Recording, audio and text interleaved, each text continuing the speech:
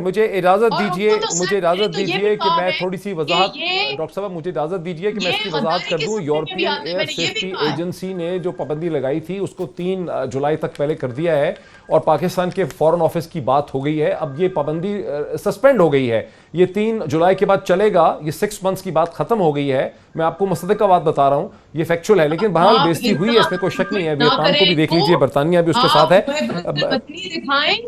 آپ محب الوطنی دکھائیں اور ان کو جواب تو دینے دیں. علی محمد خان صاحب وہ ٹھیک ہے, فورن آفس نے معاملہ سنبھال لیا ہے. علی محمد خان صاحب وہ صحیح ہے کہ پاکستان فورن آفس نے معاملہ سنبھال لیا ہے, لیکن آپ کے منسٹر نے جو کمیونیکیشن کی ہے نیشنل اسمبلی کے فلور میں, ایوییشن منسٹر نے, اس کا تو سر پیر ہی نہیں تھا. یہ لائسنس فیک کبھی بھی نہیں تھے, یہ ٹوٹل مس کمیونیکیشن ہوئی ہے. ان لوگوں نے ایک اسپیشلائز ایگزام ہے جو 1500 آورز کے بعد کلیئر کرنا ہے. بہت سے پائلٹس نے وہ ایگزام کلیئر نہیں کیا ہوا تھا. وہ یہ معاملہ تھا, اس کو اس طرح سے پریزنٹ کیا. یہ تو بڑا ڈیزاسٹر کیا ہے کمیونیکیشن سرور صاحب نے. اس پہ ان کا ریزیگنیشن تو بنتا ہے علی صاحب. ڈاکٹر صاحب میں آپ کی بات سے ٹوٹلی ایگری نہیں کرتا. اس کی وجہ ہے آج کابینہ میں باقاعدہ یہ ایک ایجنڈا آئٹم ٹوٹلی نہیں کرتے, یہ تھوڑا سا کرتے ہیں. وہ تھوڑے سی کی پھر میں آپ کو بتاؤں گا, وہ تھوڑے سے کو آپ کتنا کھینچ سکتے ہیں, لیکن میں آپ کی اس سے ٹوٹلی سمجھ لیں کہ 90% ایگری, 95% نہیں کرتا. باقی 5% میں پھر آپ اس پہ بات کرتے ہیں. اچھا میں جو بات کر رہا تھا وہ یہ تھی کہ آج کیبنٹ میں یہ ایجنڈا آئٹم تھا, اس پہ ڈسکشن ہوئی اور سیکٹری ایویشن بھی وہیں تھے اور منسٹر صاحب بھی تھے. کیبنٹ میں تھرڈ بل ڈسکس ہوا, پروز اینڈ کونز ڈسکس ہوئے, اور اس پہ باقاعدہ جو لسٹ انہوں نے دی تھی اس میں انہوں نے جو لسٹ انہوں نے دی ہے اس میں میکسیمم لوگوں کے میرے خیال میں انہوں نے لائسنس جو ہے وہ کینسل کیے ہیں.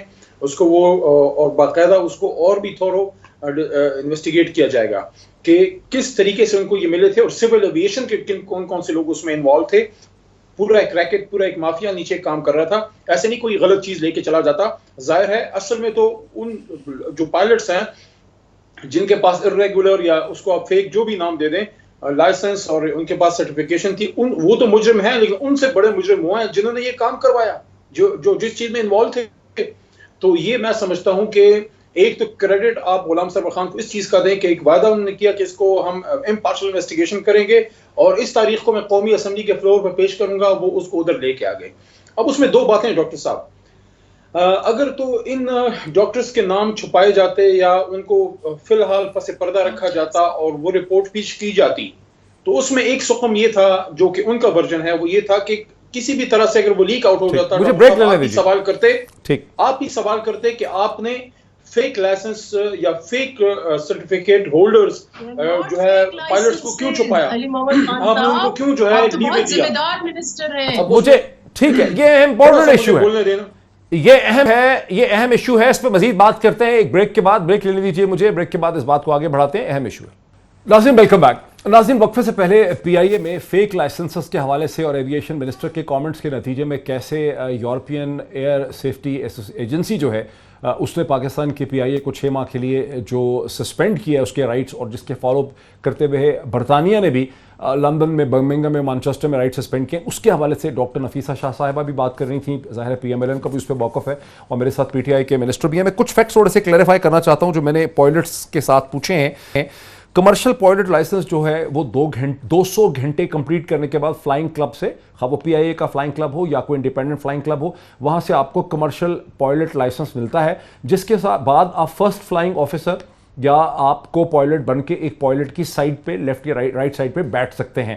1500 گھنٹے جب فلائنگ کے کمپلیٹ کرتے ہیں تو آپ کو ایک اور ایگزام دینا ہوتا ہے جس کو airline transport pilot licence کے لیے. پہلے یہ ایگزام مینول تھا, لیکن 2012 میں انٹرنیشنل سول ایوییشن آرگنائزیشن جو ہے آئیکاؤ, اس نے اس کے لیے ڈیجیٹل کمپیوٹر بیس ایگزام رکھا. جیسے امریکہ جانے والے doctor E C F M G اور یا U S M L E United State Medical Licensure کا ایگزام دیتے ہیں, وہ اس ایگزام میں پاس پرسنٹیج آئیکاؤ نے 70% رکھی, لیکن وہ ایگزام پاکستان میں سول ایوییشن نے لینا تھا. کراچی میں سول ایوییشن لائسنسنگ کا وہ دفتر جسے اب بند کر دیا گیا ہے, غالباً لوگ گرفتار ہو گئے ہیں, وہاں پہ 15 سے 20 لاکھ روپے دے کر یہ جو لائسنس تھا اے ٹی پی ایل کا, یہ ایشو کیا ہوتا رہا ہے. مجھے سورسز یہ بھی بتا رہے ہیں اب میں ڈاکٹر نفیسہ شاہ صاحبہ کی طرف آنا چاہتا ہوں اور سینیٹر جاوید عباسی صاحب کے پاس آنا چاہتا ہوں کہ یہ جو irregularity ہے یہ میکسیمم پی پی پی اور پی ایم ایل این کے زمانے میں دیکھنے میں آئی ہے اور حکومتوں کو خبر نہیں ہوئی یا اس پہ نظر نہیں رکھی گئی اور یہ کرپشن ہوتی رہی جہاں 15 سے 20 لاکھ روپے دے کر رشوت دے کر یہ لائسنس لیے ہیں. میں اس پہ آپ کا موقف دونوں کا چاہتا ہوں, ذرا کوئک اپنا موقف دے دیجئے کہ یہ تو ذمہ داری ساری آپ کے کندھوں پہ آ جاتی ہے کہ آپ نے کوئی اسٹیٹ کو ریگولیٹری فریم ورک ہی نہیں دیا جس کی وجہ سے بدنامی ہو رہی ہے. جناب سینیٹر صاحب. دیکھیں سر, یہ بالکل ہمیں نہیں پتا کہ کس وقت کے ہیں, ہم یہ بھی نہیں کہتے کہ انکوائری نہیں ہونی چاہیے. یہ ایویشن کا کام تھا اور باقی ایجنسیز کا کام تھا جنہوں نے ان کو لائسنس دیا تھا. بالکل نہیں, آپ کے زمانے میں سول ایویشن جو غلطیاں کرے اس کے آپ ذمہ دار نہیں ہیں کیا؟ نہیں, میں یہ کہہ رہا ہوں کہ میں نے کہا کہ غلطی اگر یہ پبلک, لیکن جس طریقے سے اس معاملے کو ہینڈل کیا گیا ہے, یہ اگر کاش اگر اس معاملے کو ساری دنیا کا تماشا نہ بناتے, اس سے بہتر اس کی ہینڈلنگ کی جا سکتی تھی. اس وقت ایسی انکوائری نہیں ہوئی ہے, ان کے پاس انکوائری انہوں نے کروائی ہے. اگر اس کی رپورٹ آئی ہے اور واقعی وہ لوگ ملوث ہیں, میں بالکل کہتا ہوں کہ ان کے خلاف ایکشن ہونا چاہیے. میں بالکل کہتا ہوں کہ ان کے خلاف سخت سے سخت ایکشن ہونا چاہیے, جتنا ایکشن ہونا چاہیے ہم سپورٹ کرتے ہیں. ڈاکٹر نفیسہ شاہ, اس کی اچھا کس طرح سے ہینڈل ہونا چاہیے تھا سینیٹر صاحب؟ یہ تماشا نہیں لگانا. سینیٹر صاحب میں ٹھیک ہے, میں آپ سے کسی حد تک ایگری کرتا ہوں, لیکن کس طرح سے آپ سجیسٹ کر دینا کہ کیسے ہینڈل کرتے؟ سرور کے لینگویج میں فرق ہونا چاہیے تھا. اس میں بڑا صحیح طریقے تھے. یہ آپ کے گھر کا مسئلہ تھا, آپ کو یہ سینسٹیو معاملہ تھا. آپ سمجھتے تھے کہ اگر آپ اپنی ایئر لائن پہ اتنے بڑے ایلیگیشن لگائیں گے دنیا ہمارے متعلق کیا کہے گی. اس کے لیے طریقہ کار تھا, کیبنٹ کی میٹنگ کرتی, ان کے خلاف یہ احساس ایکشن لیتے. یہ ساری دنیا میں یہ تماشا پریس کانفرنسیں نہ کرتے, آ کر اسمبلی کے اندر اپنی چھپاتے. پائلٹ کا جب آپ نے تماشا لگایا, دنیا آپ کو یہ رسپونڈ کرتی ہے. کئی چیزیں ہوتی ہیں جنہیں ہینڈل کرنے کی ضرورت ہے. علی محمد خان صاحب, سینیٹر صاحب کا موقف یہ ہے کہ آپ کی حکومت کو اس پہ پردہ ڈالنا چاہیے تھا, اس کو کیبنٹ کے اندر بات کر لیتے, آپ کو پوری دنیا کے سامنے اپنی گندی ڈرٹی لانڈری دھونے کی ضرورت نہیں تھی نیشنل اسمبلی میں. دونوں حضرات نے اس پہ اپنا موقف دیا ہے, جواب تو دینے دے, پبلک جواب مانگتی ہے. یہ بات نہیں پوری ہونے دی. میں یہ عرض کرنا چاہتا ہوں ڈاکٹر صاحب کہ یہ ایک بہت گمبھیر مسئلہ ہے. انکوائری کا وعدہ کیا کیونکہ کراچی کا حادثہ ہو چکا تھا اور وعدے کے مطابق انکوائری رپورٹ غلام سرور خان صاحب نے on the floor of the house public کی. اس میں آپ کا یہ سوال اپنی جگہ موجود ہے کہ کیا انکوائری پوری پبلک کرتے یا پوری نہ کرتے. اگر اس وقت پوری پبلک کی ہے تو یہ باتیں سامنے آئی ہیں. ٹھیک ہے, اس بات پہ ڈسکشن ہو سکتی ہے کہ پائلٹس کے ایشو کو کیسے ہینڈل کیا جانا چاہیے تھا, لیکن اس میں یہ احتمال ضرور موجود تھا کہ اگر انکوائری پوری پبلک نہ کرتے تو کہیں نہ کہیں سے انکوائری لیک ہو جاتی اور پھر غلام سرور صاحب اور حکومت پہ یہ الزام ضرور آتا کہ آپ نے فیک پائلٹس جو ہیں, لائسنس ہولڈرز یا سرٹیفکیٹ ہولڈرز جو ہیں, ان کو بچانے کی کوشش کی.